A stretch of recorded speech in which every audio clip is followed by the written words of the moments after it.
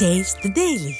தூத்துக்குடி மாவட்டம் சாத்தான்குளத்தில் சுடுகாடு ஆக்கிரமிப்பை அகற்றக்கோரி மாவட்ட ஆட்சியரிடம் மனு கொடுக்க வந்த மாற்றுத்திறனாளியை ஏவல் துறையினர் தடுத்து நிறுத்தியதால் பரபரப்பு ஏற்பட்டது. வாலத்தூர் கிராமத்தில் சுடுகாட்டிற்கு சொந்தமான இடத்தை தனிநபர்கள் ஆக்கிரமிப்பு செய்ததாக கூறப்படும் நிலையில் ஆக்கிரமிப்புகளை அகற்றக்கோரி பலமுறை மனு அளித்தும் நடவடிக்கை எடுக்கவில்லை என தெரிகிறது. இந்த நிலையில் தனது கழுத்தில் பதாகை மாட்டிக்கொண்டு வட்டாட்சியர் அலுவலகத்தில் மனு கொடுக்க சென்ற மாற்றுத்திறனாளி வெற்றிவேலை ஏவல் துறையினர் தடுத்து நிறுத்தியதுடன் பல மணி நேரம் காக்க வைத்துள்ளனர். திறனற்ற ஸ்டாலின் அரசின் அதிகாரிகள் மக்கள் கோரிக்கைக்கு செவிசாய்க்காமல் அராஜக போக்கில் செயல்படுவதாக குற்றச்சாட்டு எழுந்துள்ளது. ஒரு மணி நேரத்துக்கு மேலாவது காவல்துறை சார் மட்டும்தான் உள்ள போகக்கூடாது, இந்த பலகை போட்டு போகக்கூடாது, நீங்க இதை கடத்தினா உள்ள மனு கொடுக்கலாம் அல்லது உங்களுக்கு மனு கொடுக்க அனுமதி கிடையாதுன்னு சொல்றாங்க.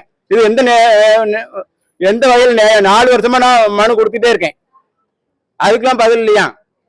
இப்போ நான் உள்ள இந்த பலகை போட்டு உள்ள போறதுக்கு பெரிய விஷயம் கிடையாதான். கள்ளக்குறிச்சி மாவட்டம் ரிஷிவந்தியம் அருகே ஸ்டாலின் அரசை கண்டித்து காலி குடங்களுடன் பொதுமக்கள் சாலை மறியலில் ஈடுபட்டனர்.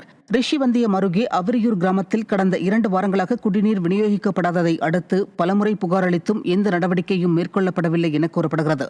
இதனையடுத்து திமுக ஊராட்சி மன்ற தலைவரையும் ஊராட்சி நிர்வாகத்தையும் கண்டித்து வானபுரம் தியாகதுருகம் சாலையில் பேருந்துகளை சிறைப்பிடித்து பொதுமக்கள் சாலை மறியலில் ஈடுபட்டனர்.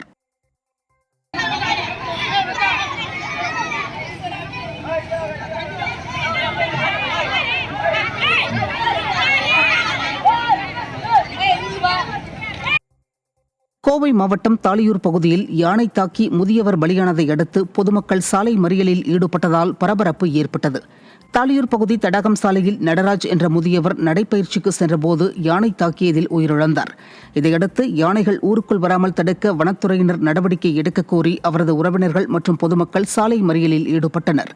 திறனற்ற திமுக அரசில் வனத்துறையினரின் அலட்சியத்தால் யானைகளின் அட்டகாசம் பெருகி வருவதாக குற்றச்சாட்டு எழுந்துள்ளது.